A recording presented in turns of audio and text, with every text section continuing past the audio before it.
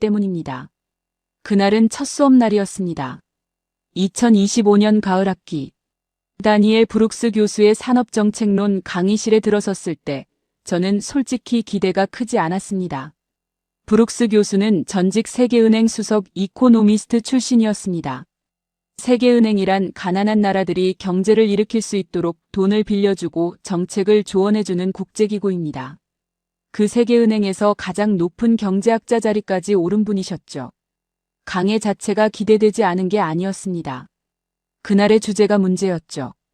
교수님은 칠판에 한국어로 옮기면 이런 뜻의 단어를 적었습니다. 눈에 띄지 않는 선수. 그리고 말씀하셨습니다. 오늘 우리가 분석할 나라는 21세기 가장 과소평가된 산업국가입니다. 어디라고 생각하십니까? 강의실 여기저기서 손이 올라왔습니다. 인도라는 답이 제일 많았습니다. 베트남, 멕시코, 인도네시아를 꼽는 학생도 있었습니다. 저는 당연히 인도라고 생각했습니다. 인구 14억, 세계에서 가장 빠르게 성장하는 경제대국. 과소평가, 즉 실제보다 낮게 평가받는다는 단어가 가장 잘 어울리는 나라라고 믿었으니까요. 교수님은 아무 말 없이 손을 들었다 내리셨습니다. 그리고 칠판에 새로운 단어를 썼습니다. 한국. 강의실이 묘하게 조용해졌습니다. 실망한 표정을 감추지 못한 학생도 있었습니다. 저도 그랬습니다. 속으로 생각했죠. K-팝 얘기를 하려는 건가? 삼성 스마트폰 이야기인가? 이미 다 아는 얘기 아닌가? 교수님은 그 반응을 예상하셨던 듯 잠시 우리를 둘러보셨습니다. 그리고 물으셨습니다. 한국을 작은 나라라고 생각하는 사람 손 들어보세요. 절반 가까이 손을 들었습니다. 저도 들었습니다. 교수님은 천천히 고개를 저으셨습니다. 그리고 말씀하셨습니다. 그 생각 자체가 한국이 노린 겁니다. 펜을 든 손이 멈췄습니다. 무슨 뜻인지 바로 이해가 되지 않았습니다. 교수님은 이어 말씀하셨습니다. 2025년 한국의 연간 수출액은 7,079억 달러를 기록했습니다. 우리 돈으로 환산하면 약 1,000조 원에 가까운 금액입니다. 역대 최대입니다. 그리고 한국 정부는 2026년 목표를 7,400억 달러로 더 높여 잡았습니다. 이 숫자가 어느 정도인지 감이 잡히십니까? 인구 5,100만 명의 나라가 인구 14억의 나라와 수출 규모를 겨루고 있습니다. 강의실이 다시 조용해졌습니다. 교수님은 말씀을 이으셨습니다. 강대국은 두 종류의 도전자를 경계합니다. 시끄럽게 올라오는 나라와 소리 없이 올라오는 나라입니다. 시끄러운 나라는 금방 눈에 띕니다. 군사력을 과시하고 주변국을 위협하죠. 그래서 기존 강대국들의 견제도 빠릅니다. 하지만 소리 없이 올라오는 나라는 다릅니다. 눈치채지 못하는 사이에 이미 없어서는 안 되는 자리를 차지해버립니다. 한국은 후자였습니다. 그래서 더 위험합니다. 저는 노트에 그 문장을 받아 적었습니다. 그런데 교수님은 거기서 멈추지 않으셨습니다. 천천히 말씀하셨습니다. 오늘 우리가 볼 건 한국의 성공이 아닙니다. 한국이 어떻게 강대국들을 방심하게 만들었는지입니다. 그리고 그 방심이 얼마나 값비싼 대가로 돌아왔는지를 보게 될 겁니다. 그리고 교수님은 덧붙이셨습니다. 첫 번째 사례를 들으면 여러분 중 몇 명은 오늘 밤 잠을 못 잘 수도 있습니다. 저는 그 말이 과장이라고 생각했습니다. 그날 밤 저는 잠을 못 잤습니다. 두 번째 수업이었습니다. 브룩스 교수님은 강의실에 들어서시며 칠판에 연도 하나를 적으셨습니다. 1965년. 그리고 말씀하셨습니다. 이 해를 기억하십시오. 이 해의 세계 경제 질서가 하나의 틀로 굳어졌습니다. 그리고 그 틀 안에서 한국에게 주어진 자리는 딱 하나였습니다. 조립공장. 교수님은 설명을 이어가셨습니다. 1960년대 세계 산업의 구조는 단순했습니다. 미국, 유럽, 일본이 기술을 개발하고 브랜드를 만듭니다. 인건비가 싼 나라들이 그 부품을 받아 조립하고 완제품을 돌려보냅니다. 부가가치, 그러니까 물건을 팔아서 남는 이익의 대부분은 기술을 가진 나라가 가져갑니다. 조립을 맡은 나라에 남는 건 노동자들의 임금뿐이었습니다. 한 학생이 물었습니다. 교수님, 그게 꼭 나쁜 건가요? 분업 아닌가요? 교수님은 고개를 끄덕이셨습니다. 분업이 맞습니다. 문제는 그 분업에서 누가 규칙을 정하느냐입니다. 규칙을 정하는 쪽은 언제든지 조건을 바꿀 수 있습니다. 단가를 낮출 수도 있고 다른 나라로 공장을 옮길 수도 있습니다. 조립만 하는 나라는 그 결정에 따를 수밖에 없습니다. 을의 위치입니다. 선진국들은 한국이 영원히 그 자리에 머물기를 원했습니다. 저는 그 말을 들으며 노트 필기를 멈췄습니다. 인도가 떠올랐습니다. 인도도 오랫동안 그 자리에 있었습니다. 1947년 영국에서 독립한 뒤 인도는 스스로 산업을 키우겠다며 국영 기업들을 세웠습니다. 철강, 자동차, 항공. 정부가 직접 나서서 만들고 운영했습니다. 그런데 1991년 외환 보유고가 바닥나는 위기가 왔습니다. 외국에서 물건을 사올 달러가 떨어진 겁니다. 인도는 금을 영국에 담보로 맡기고 돈을 빌려야 했습니다. 그 이후 인도는 문을 열었습니다. 외국 자본을 받아들이고 외국 기업들이 들어오게 했습니다. 성장은 했습니다. 하지만 그 성장의 과실 대부분은 외국 기업들이 가져갔습니다. 기술은 여전히 외국에 있었습니다. 저는 그 생각을 털어내려 했습니다. 교수님 말씀에 집중했습니다. 교수님은 구체적인 이야기를 꺼내셨습니다. 1970년대 초반 한국의 전자산업을 보십시오. 당시 한국 기업들은 일본에서 부품을 통째로 수입했습니다. 그걸 조립해서 완제품을 만들었습니다. 텔레비전 한 대를 팔아도 핵심 부품값, 기술료, 브랜드 사용료를 제하고 나면 한국에 남는 건 전체 가격의 20%도 채 되지 않았습니다. 나머지 80%는 일본으로 돌아갔습니다. 다른 학생이 손을 들었습니다. 교수님, 그럼 한국은 언제부터 달라진 건가요? 교수님은 잠시 생각하시더니 말씀하셨습니다. 달라진 게 아닙니다. 처음부터 달라지려 했습니다. 차이는 거기에 있습니다. 교수님은 인도 이야기를 꺼내셨습니다. 저는 순간 긴장했습니다. 인도와 한국은 거의 같은 시기에 산업화를 고민했습니다. 인도는 정부가 직접 산업을 운영하는 방식을 택했습니다. 국영기업이 철강을 만들고 국영기업이 자동차를 만들었습니다. 경쟁이 없으니 기술이 발전할 이유가 없었습니다. 팔리든 안 팔리든 정부가 지원했으니까요. 그 구조가 수십 년간 이어졌습니다. 한국은 달랐습니다. 정부가 기업을 지원하되 반드시 세계 시장에서 경쟁하게 만들었습니다. 수출하지 못하면 지원을 끊었습니다. 살아남으려면 기술을 키워야 했습니다. 기술을 키우려면 죽어라 연구해야 했습니다. 그 압박이 한국 기업들을 단련시켰습니다. 저는 그 설명을 들으며 가슴 한켠이 무거워졌습니다. 인도는 기업을 보호했고 한국은 기업을 몰아붙였습니다. 보호받은 기업은 편안해졌고 몰아붙여진 기업은 강해졌습니다. 교수님은 말씀을 이어가셨습니다. 한국도 조립에서 시작했습니다. 그런데 한국은 거기서 멈추지 않겠다는 결정을 내렸습니다. 그것도 아주 이른 시기에. 정부와 기업이 같은 방향을 바라봤습니다. 부품을 직접 만들자. 기술을 우리 손으로 개발하자. 언젠가는 우리 브랜드로 팔자. 이게 말처럼 쉬운 결정이 아니었습니다. 선진국들의 견제가 시작되면 위험해질 수 있었습니다. 자본도 기술도 없는 상태에서 그 길을 선택한 건 무모해 보이기도 했습니다. 한 학생이 물었습니다. 교수님, 그 선택이 성공한다는 보장이 있었나요? 교수님이 고개를 저으셨습니다. 없었습니다. 실패할 수도 있었습니다. 실제로 수많은 기업이 중간에 쓰러졌습니다. 하지만 한국은 포기하지 않았습니다. 쓰러진 자리에서 다시 일어섰습니다.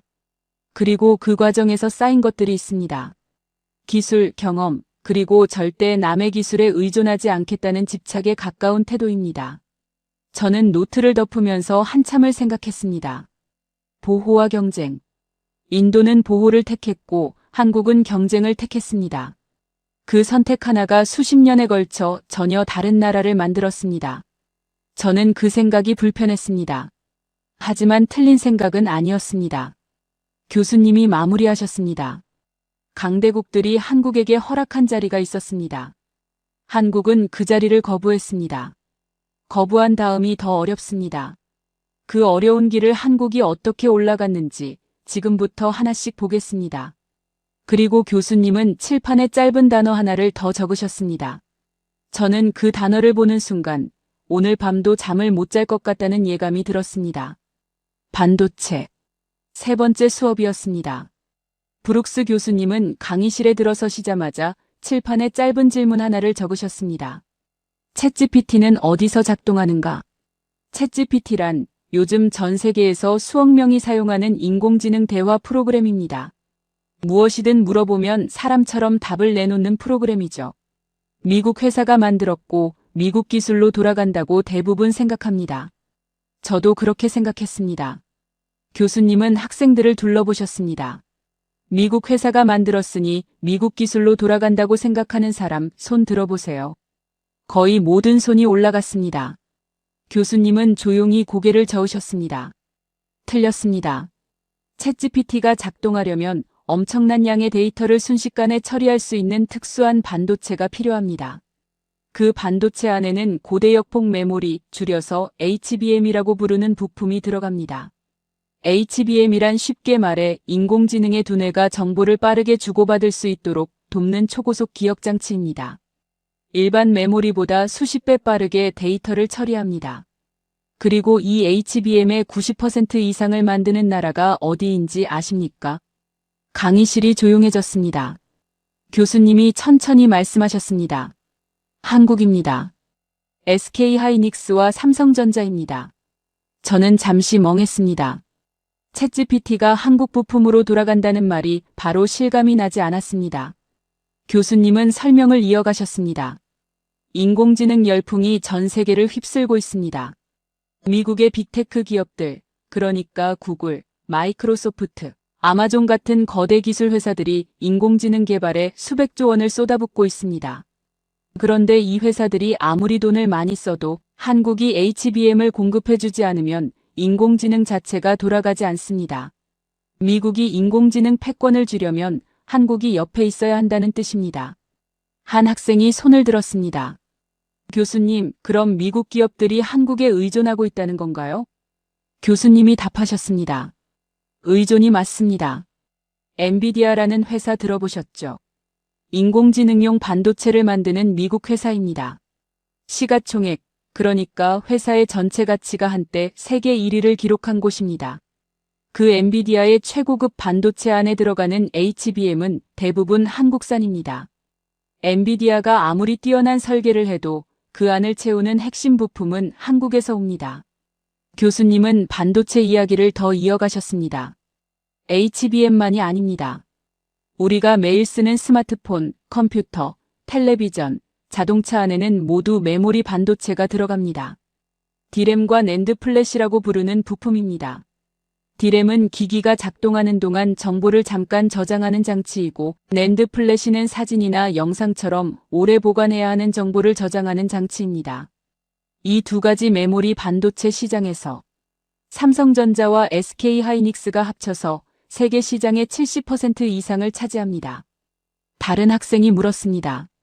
교수님, 그런데 반도체는 원래 미국이나 일본이 강한 거 아닌가요?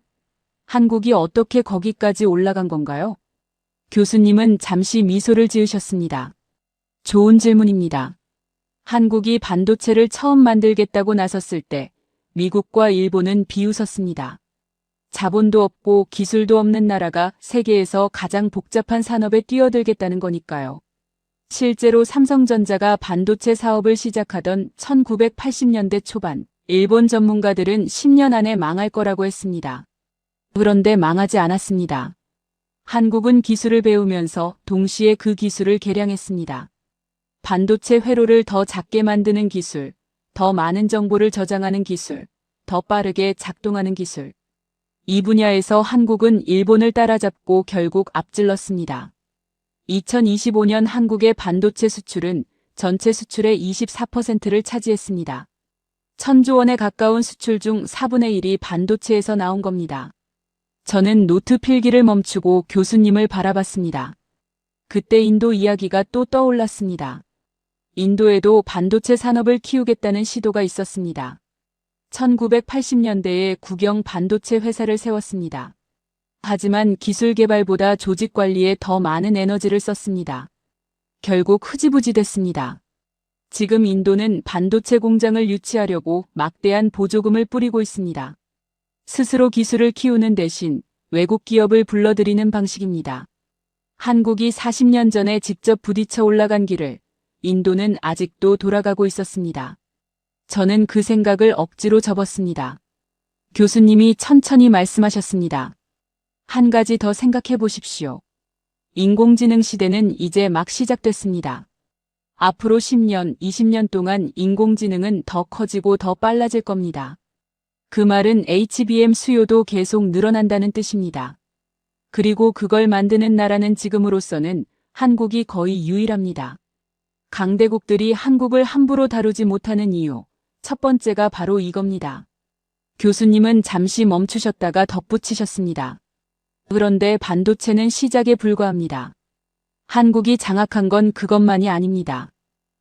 저도 모르게 앞으로 몸을 기울였습니다. 교수님이 말씀하셨습니다. 다음 시간에는 여러분이 생각지도 못한 분야에서 한국이 세계의 목줄을 쥐고 있다는 걸 보게 될 겁니다. 에너지입니다. 이 이야기를 들으면 지구상의 어떤 나라도 한국 없이는 에너지 전환을 할 수 없다는 사실을 알게 됩니다. 강의실을 나서는데 옆자리 학생이 저에게 말했습니다. 오늘 강의 어땠어요? 저는 잠시 생각하다 답했습니다. 솔직히 말하면 조금 무서웠습니다. 그 학생이 고개를 끄덕였습니다. 저도요. 다음 날 아침 저는 일찍 강의실에 도착했습니다. 에너지라는 단어가 머릿속에서 떠나지 않았습니다. 네 번째 수업이었습니다. 브룩스 교수님은 강의실에 들어서시며 칠판에 숫자 하나를 적으셨습니다. 영하 163도. 그리고 말씀하셨습니다. 이 온도에서 액체 상태를 유지해야 하는 물질이 있습니다. 그걸 운반하는 배를 만들 수 있는 나라는 지구상에 사실상 하나입니다. 어디일까요? 이번엔 망설이는 학생이 없었습니다. 여기저기서 한국이라는 답이 나왔습니다. 사흘 전만 해도 이런 반응은 없었을 겁니다. 교수님은 고개를 끄덕이셨습니다. 맞습니다. 한국입니다. 오늘은 에너지 이야기를 하겠습니다. 교수님은 먼저 배경 설명을 하셨습니다. 지금 세계는 에너지 전환의 시대를 지나고 있습니다. 석탄과 석유처럼 이산화탄소를 많이 내뿜는 연료에서 벗어나려는 움직임이 전 세계적으로 거세졌습니다.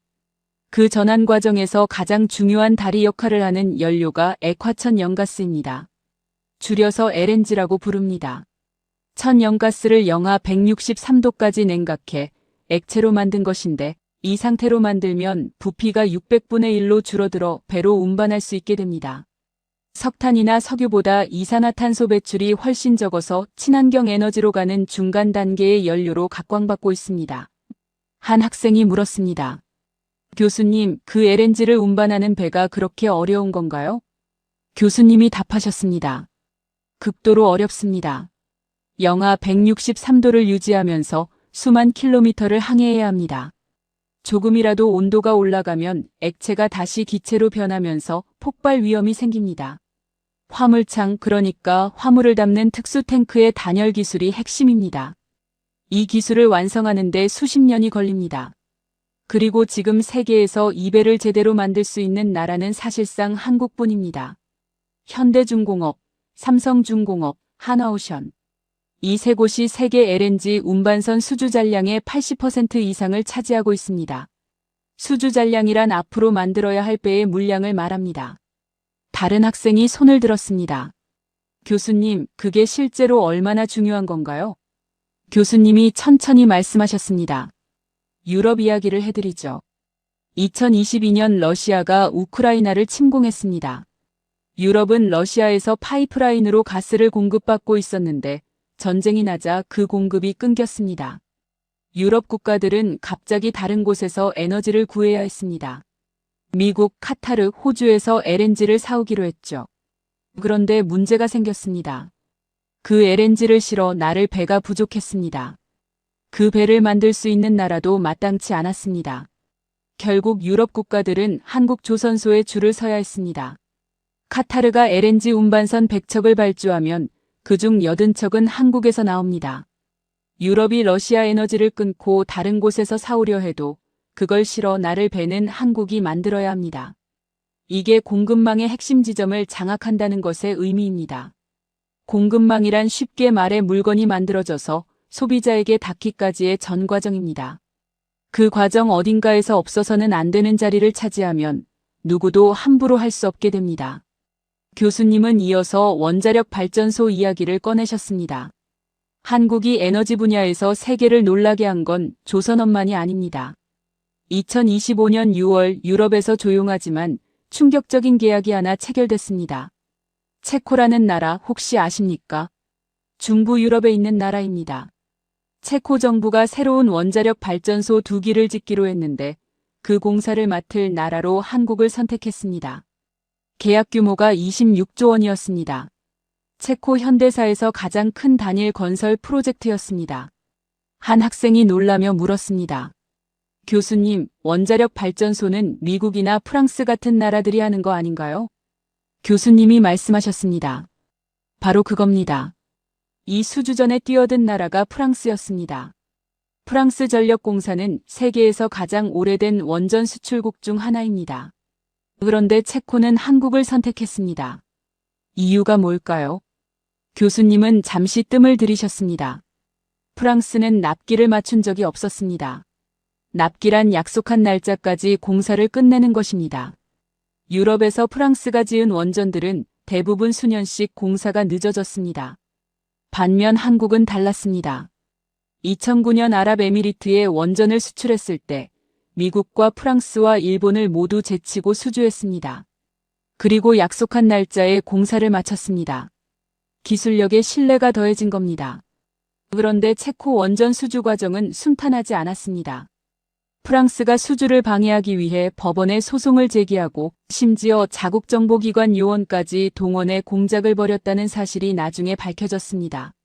체코 반독점 당국이 프랑스의 진정을 기각하고 법원이 가처분을 취소하면서 결국 한국이 계약서에 서명했습니다. 기술을 배운 나라가 기술을 가르쳐준 나라와 싸워서 이긴 겁니다. 저는 그 이야기를 들으며 가슴이 뛰었습니다. 인도도 원전 확대를 추진하고 있습니다. 한국이 그 파트너가 될 수 있겠다는 생각이 처음으로 들었습니다. 교수님은 마무리하셨습니다. LNG 운반선과 원전. 이 두 가지는 앞으로 수십 년간 세계 에너지 시장의 핵심입니다. 그 핵심을 한국이 쥐고 있습니다. 에너지 없이는 어떤 나라도 굴러가지 않습니다. 그리고 그 에너지를 옮기고 만드는데 한국이 필요합니다. 이게 체급을 올린 나라의 두 번째 증거입니다. 저는 노트를 덮으면서 생각했습니다. 한국이라는 나라는 단순히 물건을 잘 만드는 나라가 아니었습니다. 세계가 돌아가는 데 없어서는 안 되는 나라가 되어 있었습니다. 5번째 수업이었습니다. 브룩스 교수님은 강의실에 들어서시자마자 칠판에 단어 하나를 적으셨습니다. 방산. 그리고 말씀하셨습니다. 무기를 사는 나라는 파는 나라에 묶입니다. 단순한 거래가 아닙니다. 무기를 산 나라는 그 무기가 낡을 때까지 길게는 30년에서 40년 동안 부품을 공급받고 수리를 받고 성능을 개량해야 합니다. 그 모든 과정에서 판 나라에 의존하게 됩니다. 그래서 무기 수출은 단순한 장사가 아닙니다. 전략적 관계를 맺는 겁니다. 오늘은 한국이 그 관계를 어떻게 넓혀가고 있는지 보겠습니다. 교수님은 먼저 숫자를 제시하셨습니다. 10년 전 한국은 세계 무기 수출국 순위에서 20위권 밖이었습니다. 그런데 2022년에 세계 9위가 됐고 2023년에는 사실상 4위권까지 치고 올라갔습니다. 수출액이 140억 달러, 우리 돈으로 약 19조 원을 돌파했습니다. 10년 만에 일어난 일입니다. 한 학생이 물었습니다. 교수님, 어떻게 그렇게 빨리 올라간 건가요? 교수님이 답하셨습니다. 폴란드 이야기를 해드리겠습니다. 2022년 2월 러시아가 우크라이나를 침공했습니다. 폴란드는 러시아와 국경을 맞댄 나라입니다. 전쟁이 터지자 폴란드는 즉각 유럽 최대 규모의 재무장을 선언했습니다. 자국 군대를 빠르게 강화해야 했습니다. 선택지가 있었습니다. 미국산 전차를 살 수도 있었고 독일산 전차를 살 수도 있었습니다. 그런데 폴란드가 최종적으로 가장 많이 선택한 나라는 한국이었습니다. 이유가 세 가지였습니다. 첫째는 납기였습니다.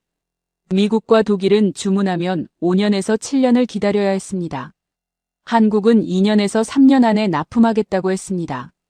전쟁이 코앞인 나라에게 납기는 가격보다 중요했습니다. 둘째는 가격이었습니다. 성능 대비 가격이 미국이나 독일 제품보다 합리적이었습니다. 셋째는 기술 이전이었습니다. 한국은 폴란드가 자국 내에서 일부 무기를 직접 생산할 수 있도록 기술을 함께 넘겨주겠다고 했습니다. 자국 방산 산업을 키우고 싶었던 폴란드에게 이건 결정적인 조건이었습니다. 계약 규모가 어마어마했습니다. K2 전차 180대에 추가 옵션 820대, K9 자주포 672문, 경전투기 FA50 48대. 총 계약 금액이 수십조 원에 달했습니다. K2 전차는 세계 최고 수준의 3세대 반전차입니다. K9 자주포는 현재 세계에서 가장 많이 팔리는 자주포로 노르웨이, 인도, 호주, 이집트 등 10개국 이상이 사용하고 있습니다. 다른 학생이 물었습니다. 교수님, 그래도 미국 무기에 비하면 아직 한참 아래 아닌가요? 교수님이 말씀하셨습니다. 비교 대상이 미국이 될 필요가 없습니다. 중요한 건 10년 전 한국이 어디 있었느냐입니다. 한국은 불과 50년 전만 해도 비행기 한 대 제대로 조립하지 못했습니다. 그런데 지금은 독자 전투기를 개발해서 수출하려 합니다. KF-21이라는 전투기입니다. 음속보다 빠르게 날 수 있는 초음속 전투기를 독자 기술로 개발한 나라는 세계에서 8번째입니다. 미국, 러시아, 중국, 영국, 프랑스, 스웨덴, 유럽 공동 개발. 그 다음이 한국입니다. 저는 그 숫자를 듣고 잠시 멍했습니다. 세계에서 8번째. 미국, 러시아, 중국, 영국, 프랑스, 스웨덴, 유럽 공동 개발. 그 다음이 한국. 저는 손이 떨렸습니다. 노트에 그 숫자를 받아 적으려 했는데 펜이 멈췄습니다. 인도가 떠올랐기 때문입니다. 인도는 테자스라는 독자 전투기를 개발하고 있습니다. 1983년에 개발을 시작했습니다. 올해로 40년이 넘었습니다. 아직도 완전한 실전 배치가 되지 않았습니다. 예산이 부족하고 부처 간 의견이 엇갈리고 기술 이전이 막히고 일정이 계속 늦어졌습니다. 14억 인구의 나라가 40년 동안 매달린 일을 한국은 훨씬 짧은 시간 안에 해냈습니다. 저는 갑자기 이 강의실에 있는 게 불편해졌습니다. 인도가 자랑스럽다고 생각했습니다. 세계 최대 민주주의, 가장 빠르게 성장하는 경제대국. 그런데 지금 이 순간 제가 가진 자부심이 숫자 앞에서 흔들렸습니다. 우리는 왜 못했을까? 자원이 없어서? 한국도 없었습니다. 전쟁을 겪어서? 한국도 겪었습니다. 민주주의라 느렸던 건가? 한국도 민주주의입니다. 저는 잠시 눈을 감았습니다. 그때 교수님이 말씀하셨습니다. 비교는 자학이 아닙니다. 배움입니다. 한국이 잘한 걸 인정하는 게 인도를 낮추는 게 아닙니다. 오히려 인도가 무엇을 바꿔야 하는지를 알려주는 거죠. 저는 눈을 떴습니다. 맞는 말이었습니다. 지금 이 강의실에 앉아 있는 이유가 바로 그거였습니다. 잘된 나라를 연구해서 내 나라에 가져가는 것. 자학이 아니라 학습. 저는 다시 펜을 들었습니다. 그리고 노트에 천천히 적었습니다. 한국이 한 선택들. 인도가 하지 않은 선택들. 인도는 수십 년째 독자 전투기 개발에 애를 먹고 있었습니다. 한국이 어떻게 해냈는지가 갑자기 궁금해졌습니다. 교수님은 이어서 또 다른 이야기를 꺼내셨습니다. 지금 이 순간에도 한국은 역사상 가장 큰 방산 수주전을 벌이고 있습니다. 캐나다입니다. 캐나다 정부는 낡은 잠수함을 교체하기로 했습니다. 새 잠수함 최대 12척을 도입하는 사업입니다. 잠수함 건조 비용과 앞으로 30년에서 40년간의 운용 유지 비용을 합치면 총 60조 원 규모입니다. 단일 방산 수출 계약으로는 한국 역사상 최대 규모입니다. 이 수주전의 최종 후보에 남은 나라가 두 곳입니다. 한국과 독일입니다. 프랑스, 스페인, 스웨덴을 모두 제치고 한국이 최종 결선에 오른 겁니다. 한 학생이 물었습니다. 교수님, 독일을 이길 수 있을까요? 독일은 잠수함 강국 아닌가요? 교수님이 말씀하셨습니다. 쉽지 않은 싸움입니다. 독일은 수십 년간 유럽과 나토, 그러니까 북대서양 군사동맹 국가들의 잠수함을 팔아온 나라입니다. 캐나다는 나토 회원국이기도 해서 독일에 유리한 측면이 있습니다. 하지만 한국에게도 강점이 있습니다. 잠수함의 잠항 시간, 그러니까 물속에 머무를 수 있는 시간을 획기적으로 늘려주는 리튬이온 배터리 기술에서 한국이 앞서 있습니다. 납기 능력도 한국이 유리합니다. 그리고 이번에 한국은 전략이 달랐습니다. 조선 회사끼리 따로 경쟁하는 대신 하나오션과 HD 현대중공업이 손을 잡고 하나의 팀으로 뭉쳤습니다. 우리끼리 싸우는 대신 힘을 합쳐 독일과 싸우기로 한 겁니다. 캐나다 총리가 직접 한국거제 조선소를 방문해 잠수함에 올라탔습니다. 한국 재계를 대표하는 총수들이 캐나다로 날아갔습니다. 교수님은 천천히 말씀하셨습니다. 결과는 아직 나오지 않았습니다.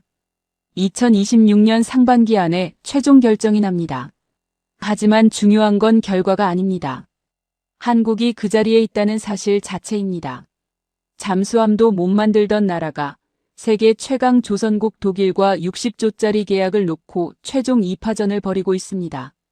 저는 노트를 덮으면서 생각했습니다. 한국은 더 이상 자신을 지키는 나라에 머물지 않았습니다. 다른 나라의 안보를 책임지는 나라로 올라서고 있었습니다. 총 한 방 쏘지 않고 계약서로 세계 지도를 바꾸고 있었습니다. 교수님이 마지막으로 말씀하셨습니다. 반도체, 에너지, 방산.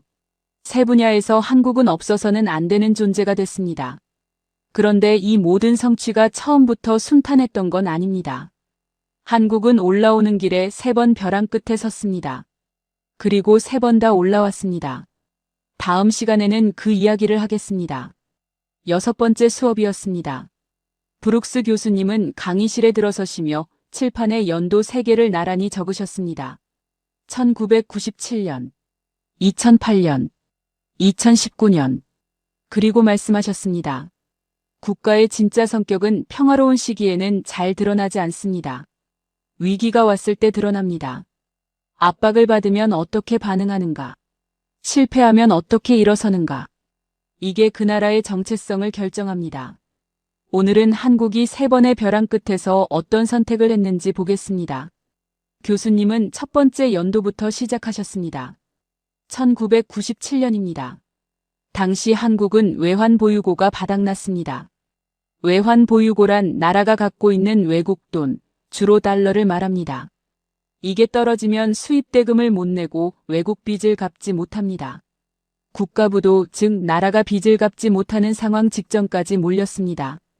결국 한국은 국제통화기금에 손을 벌려야 했습니다. 국제통화기금은 줄여서 IMF라고 부르는데 돈이 부족한 나라에 긴급 자금을 빌려주는 국제기구입니다. 단 조건이 있습니다.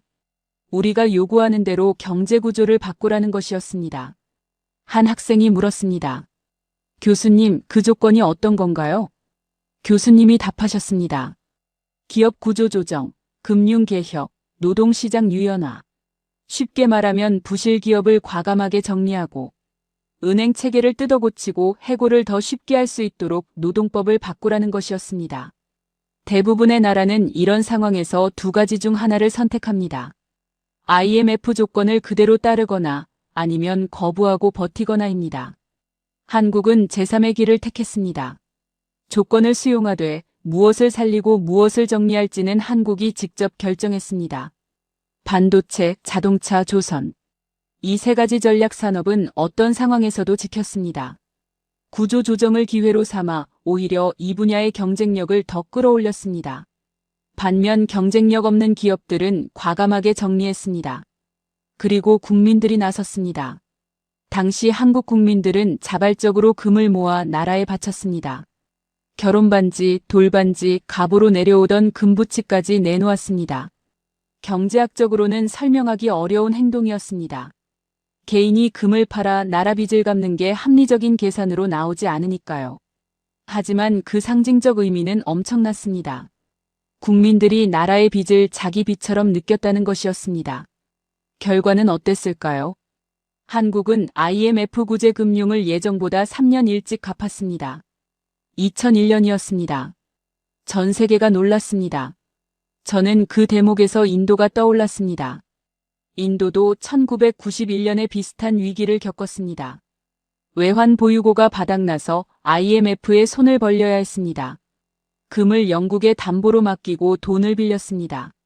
그 위기 이후 인도는 경제 자유화를 시작했습니다. 하지만 전략 산업을 집중적으로 육성하거나 기술 자립을 향해 국가 역량을 집중하는 방식은 택하지 않았습니다. 그 선택의 차이가 지금의 차이를 만든 것인지도 모르겠다는 생각이 들었습니다. 교수님은 두 번째 연도로 넘어가셨습니다. 2008년입니다. 미국에서 시작된 금융위기가 전 세계를 강타했습니다. 대형 은행들이 무너지고 주가가 폭락하고 환율이 요동쳤습니다. 한국도 영향을 받았습니다. 그런데 이번에는 달랐습니다. 한국은 IMF에 가지 않았습니다. 스스로 위기를 관리했습니다. 이유가 있었습니다. 1997년의 경험을 학습했기 때문입니다. 그 이후 한국은 외환 보유고를 충분히 쌓아뒀습니다. 위기가 오면 어떻게 대응할지 시나리오도 미리 짜뒀습니다. 미국, 일본, 중국과 통화스왑 협정도 맺어뒀습니다. 통화스왑이란 두 나라가 서로의 화폐를 필요할 때 빌려 쓸 수 있도록 약속하는 협정입니다. 달러가 급히 필요할 때 미국에서 빌려올 수 있는 안전망을 미리 만들어둔 겁니다. 같은 위기가 와도 준비한 나라와 준비하지 않은 나라의 결과는 달랐습니다. 한국은 2008년 위기에서 빠르게 회복했습니다. 오히려 위기 이후 수출이 늘었습니다. 교수님은 세 번째 연도를 가리키셨습니다. 2019년입니다. 이번엔 전쟁도 금융위기도 아니었습니다. 일본이었습니다. 일본 정부가 갑자기 한국에 대한 반도체 핵심 소재 수출을 규제하겠다고 선언했습니다. 포토레지스트, 불화수소, 플루오린 폴리이미드. 이 세 가지 소재는 반도체를 만드는 데 반드시 필요한 재료들입니다. 포토레지스트란 반도체 회로를 새기는 데 쓰이는 특수 감광액이고 불화수소는 반도체 표면을 정밀하게 씻어내는 화학물질입니다. 이 소재들의 대부분을 한국은 일본에서 수입하고 있었습니다. 일본의 의도는 분명했습니다. 한국을 외교적으로 압박해 양보를 얻어내려는 것이었습니다. 공급망을 무기로 쓴 겁니다. 한 학생이 물었습니다. 교수님, 그럼 한국 반도체 산업이 마비된 건가요? 교수님이 말씀하셨습니다. 마비될 수도 있었습니다. 핵심 재료가 들어오지 않으면 반도체를 만들 수 없으니까요. 대부분의 나라라면 협상 테이블에 앉아 양보했을 겁니다. 공급망이 끊기는 건 치명적이니까요. 한국은 다른 선택을 했습니다. 양보 대신 국산화를 선언했습니다. 3년 안에 이 소재들을 우리 손으로 만들겠다고 했습니다. 다른 학생이 반박했습니다. 교수님, 현실적으로 가능한 건가요? 일본이 수십 년간 쌓아온 기술을 3년 만에 따라잡는다고요? 교수님이 답하셨습니다. 저도 처음엔 그렇게 생각했습니다. 그런데 한국은 해냈습니다. 정부와 기업과 연구소가 한 방향으로 움직였습니다. 이미 관련 기술 기반이 어느 정도 있었고 부족했던 건 투자와 의지였습니다. 위기가 그 투자와 의지를 불러일으킨 겁니다. 3년이 지나자 핵심 소재의 상당 부분이 국산화됐습니다. 일본 의존도가 오히려 빠르게 줄었습니다. 압박이 역효과를 낸 겁니다. 교수님은 칠판의 새 연도를 다시 가리키셨습니다. 1997년, 2008년, 2019년. 세 번의 위기에서 한국은 같은 패턴을 반복했습니다. 굴복하지 않고 도망치지 않고 위기를 산업 고도화의 발판으로 바꿨습니다. 산업 고도화란 더 높은 기술, 더 높은 부가가치를 만드는 방향으로 산업을 끌어올린다는 뜻입니다. 이게 강대국들이 한국을 불편하게 여기는 이유입니다. 압박해도 굴복하지 않습니다. 오히려 더 강해져서 돌아옵니다.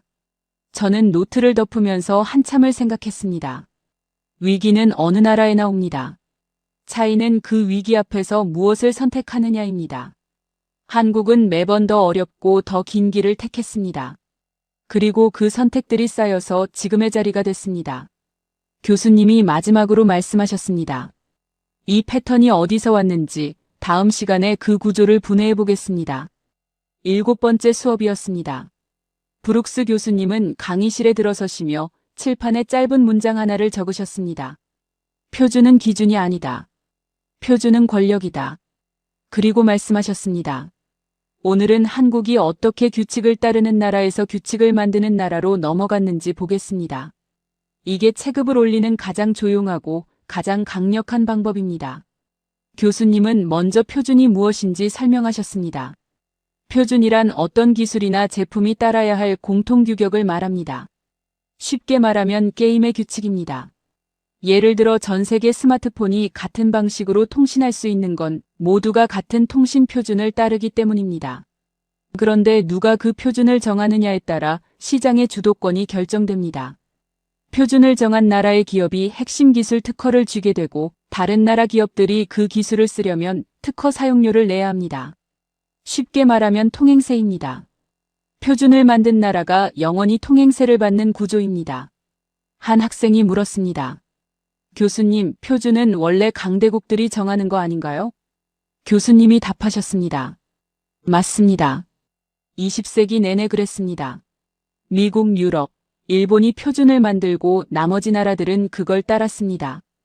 그런데 한국은 어느 순간부터 그 구도를 바꾸기 시작했습니다. 어떻게요?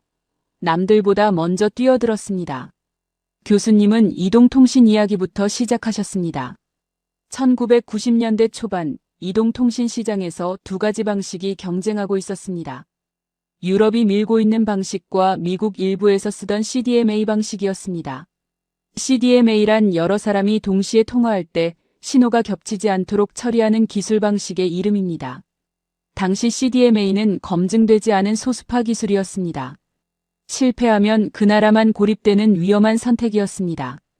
한국은 CDMA를 선택했습니다. 그리고 1996년 세계 최초로 이 기술을 상용화했습니다. 상용화란 실험실이 아니라 실제 시장에서 사람들이 돈을 내고 쓸 수 있게 만들었다는 뜻입니다. 결과적으로 CDMA는 3세대 이동통신의 핵심 기술이 됐습니다. 한국은 그 기술의 특허와 노하우를 먼저 쌓았습니다. 후발주자가 표준 설정자가 된 겁니다. 이 패턴은 반복됐습니다. 4세대 LTE에서도 5세대 이동통신에서도 한국은 세계 최초 상용화를 달성했습니다. 5세대 이동통신 핵심 표준 특허에서 한국 기업들이 차지하는 비중은 세계 1위에서 2위권입니다. 전 세계 어떤 나라, 어떤 기업이 5세대 이동통신 기술을 쓰려면 한국 기업의 특허 사용료를 내야 합니다. 통행세를 받는 나라가 된 겁니다. 다른 학생이 손을 들었습니다. 교수님, 그런데 최초 상용화만 한다고 표준이 되는 건가요? 교수님이 말씀하셨습니다. 최초 상용화는 시작입니다. 그 이후 그 기술을 전 세계가 채택하도록 국제표준화기구에서 싸워야 합니다. 국제표준화기구란 각국이 모여 어떤 기술을 공통규격으로 쓸지 결정하는 국제회의체입니다. 이 싸움에서 한국은 정부와 기업이 함께 움직였습니다. 외교적 협상과 기술적 설득을 동시에 했습니다. 그 결과가 지금의 특허 비중으로 나타난 겁니다. 교수님은 두 번째 사례를 꺼내셨습니다. 전기차 배터리입니다. 전기차 시대가 오면서 배터리가 자동차 산업의 핵심이 됐습니다. 배터리 안에는 여러 규격이 있습니다. 셀의 크기, 모양, 연결 방식, 충전 방식. 이 규격을 누가 정하느냐에 따라 시장의 주도권이 결정됩니다. 한국의 LG에너지솔루션, 삼성 SDI, SK온 세 회사는 전기차, 배터리 시장에서 세계 상위권을 차지하고 있습니다. 그리고 이 회사들이 배터리 기술에서 앞서 나가면서 규격 표준화 논의에서도 주도권을 잡았습니다. 결과가 어떻게 나타났는지 아십니까? 테슬라, BMW, 폭스바겐 같은 세계 최고 자동차 회사들이 한국 배터리 규격에 맞춰 차량을 설계하기 시작했습니다. 차를 만드는 나라가 부품 규격을 따라가는 구조입니다. 이건 단순히 부품을 파는 게 아닙니다. 공급망의 핵심 고리를 장악한 겁니다. 한 학생이 물었습니다. 교수님, 중국이 맹렬하게 추격하고 있다던데 결국 따라잡히지 않을까요? 교수님이 말씀하셨습니다. 한국의 특이한 점은 따라잡히기 전에 다음 단계로 넘어간다는 겁니다. 중국이 현재 배터리 기술을 따라잡을 때쯤 한국은 이미 차세대 전고체 배터리 개발로 넘어가고 있습니다. 전고체 배터리란 기존 배터리의 액체 전해질을 고체로 바꾼 것으로 훨씬 안전하고 에너지 밀도가 높습니다. 경쟁자들이 현재를 따라잡으면 한국은 이미 미래에 가 있는 겁니다. 교수님은 세 번째 사례를 꺼내셨습니다. 전자정부입니다. 한국은 유엔이 발표하는 전자정부 평가에서 수년간 세계 최상위권을 유지하고 있습니다.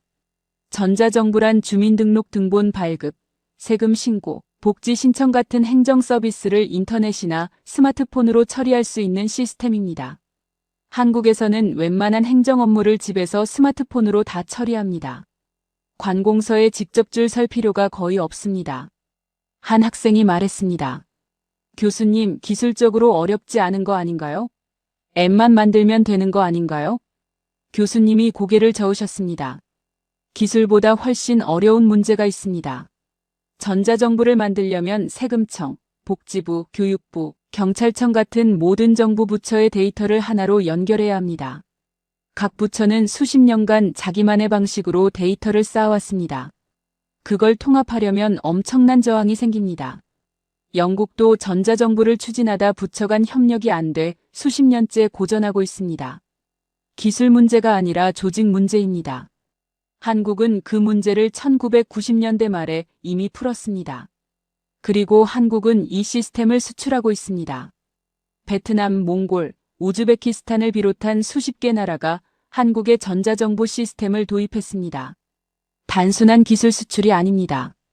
그 나라의 행정이 돌아가는 방식 자체를 한국식으로 만드는 겁니다. 시스템을 제공한 나라는 그 나라가 시스템에 의존하는 한 영향력을 갖게 됩니다. 저는 그 말을 들으며 처음으로 전체 그림이 보이기 시작했습니다. 통신 표준, 배터리 규격, 행정 시스템. 한국은 눈에 보이지 않는 곳에서 세계의 규칙을 조금씩 다시 쓰고 있었습니다. 총성도 없이 선언도 없이. 그래서 아무도 눈치채지 못했습니다. 저는 수업이 끝날 무렵 손을 들었습니다. 교수님, 그렇다면 한국의 가장 큰 리스크는 무엇인가요? 교수님의 표정이 처음으로 굳었습니다. 잠시 침묵이 흘렀습니다. 그리고 교수님은 천천히 말씀하셨습니다. 다음 시간에 그 이야기를 하겠습니다. 그런데 아르준, 그 전에 자네에게 먼저 물어볼 것이 있습니다. 마지막 수업이었습니다. 브룩스 교수님은 강의실에 들어서시며 지난 시간과 달리 칠판에 아무것도 적지 않으셨습니다. 그냥 학생들을 천천히 둘러보셨습니다. 그리고 제 쪽을 바라보셨습니다. 아르준, 지난 시간에 자네가 질문을 했죠. 한국의 가장 큰 리스크가 무엇이냐고. 그 전에 내가 먼저 자네에게 묻겠습니다. 자네는 인도가 왜 한국처럼 되지 못했다고 생각합니까? 저는 순간 당황했습니다. 방어적인 마음이 먼저 올라왔습니다. 인도는 규모가 다릅니다. 14억 인구의 수십 개의 언어, 복잡한 민주주의 구조. 한국처럼 일사불란하게 움직이기가 어렵습니다. 연방정부와 주정부가 따로 움직이고 정책 하나를 밀어붙이려 해도 수많은 이해관계가 충돌합니다. 교수님은 조용히 들으셨습니다. 그리고 말씀하셨습니다. 그건 이유가 아닙니다. 한국도 민주주의입니다. 한국도 자원이 없었습니다. 한국도 전쟁의 폐허에서 시작했습니다. 규모가 작으면 작은 대로, 크면 큰 대로 할 수 있는 것들이 있습니다. 차이는 다른 데 있습니다. 강의실이 조용해졌습니다. 교수님은 칠판에 세 나라 이름을 적으셨습니다. 브라질, 멕시코, 말레이시아. 이 나라들을 보겠습니다. 브라질은 1970년대에 야심찬 산업화를 시작했습니다. 항공, 자동차, 조선, 철강 모든 분야에 투자했습니다. 실제로 브라질은 엠브라에르라는 세계적인 항공기 회사를 만들어냈습니다. 지역 항공기 시장에서 지금도 강자입니다. 하지만 경제 위기가 오자 산업정책 전체를 포기했습니다. 외국 자본에 의존하기 시작했고 기술 자립은 뒷전으로 밀렸습니다. 지금 브라질의 주요 수출품이 무엇인지 아십니까? 대두, 철광석, 원유입니다. 땅에서 캐내거나 수확한 것들입니다. 40년 전으로 돌아간 겁니다. 멕시코는 미국과 자유무역 협정을 맺은 뒤 제조업이 빠르게 성장했습니다. 공장이 들어서고 일자리가 생겼습니다. 그런데 그 공장들은 멕시코 회사가 아니었습니다. 미국 기업들의 조립 공장이었습니다. 부품은 수입하고 조립해서 미국에 수출하는 구조. 수십 년이 지난 지금도 그 구조에서 벗어나지 못했습니다. 멕시코 브랜드로 세계 시장에서 팔리는 제품을 떠올려 보십시오. 좀처럼 생각나지 않을 겁니다. 말레이시아는 프로톤이라는 국산 자동차 브랜드를 키우려 했습니다. 한국의 현대자동차처럼 독자 브랜드로 세계 시장에 나서겠다는 꿈이었습니다. 하지만 중간에 방향을 바꿨습니다. 투자를 줄이다가 결국 중국 기업에 지분을 넘겼습니다. 독자 브랜드의 꿈을 스스로 포기한 겁니다. 교수님은 잠시 말을 멈추셨습니다. 이 세 나라의 공통점이 무엇인지 보입니까? 한 학생이 조용히 대답했습니다. 중간에 멈췄습니다. 교수님이 고개를 끄덕이셨습니다. 정확합니다. 중간에 멈췄습니다. 위기가 오거나 압박이 오거나 더 쉬운 길이 보이면 방향을 틀었습니다. 한국은 멈추지 않았습니다. 1997년 국가부도 직전에도 전략 산업을 포기하지 않았습니다. 일본이 소재 수출을 막았을 때도 굴복하지 않았습니다. 현대자동차가 세계 시장에서 수십 년간 품질 낮은 차 취급을 받을 때도 포기하지 않았습니다. 지금 현대자동차는 세계 3위 자동차 그룹입니다. 교수님은 이어서 제 질문에 답하셨습니다. 아르준, 한국의 리스크를 물었죠. 외부에 있지 않습니다.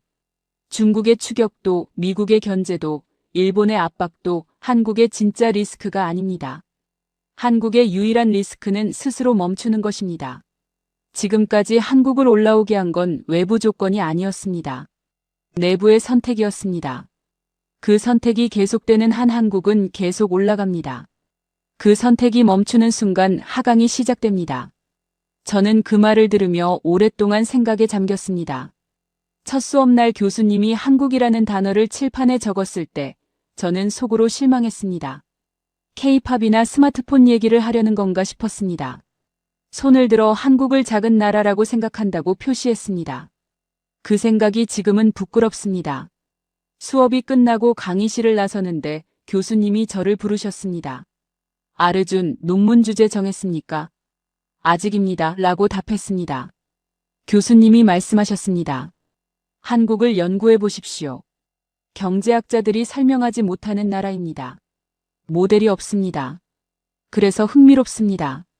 한국을 이해하고 싶다면 결과를 보지 마십시오. 선택을 보십시오. 그리고 그 선택이 반복되는 패턴을 보십시오. 거기에 답이 있습니다. 저는 조선소 계단을 내려오면서 하늘을 올려다봤습니다. 아니,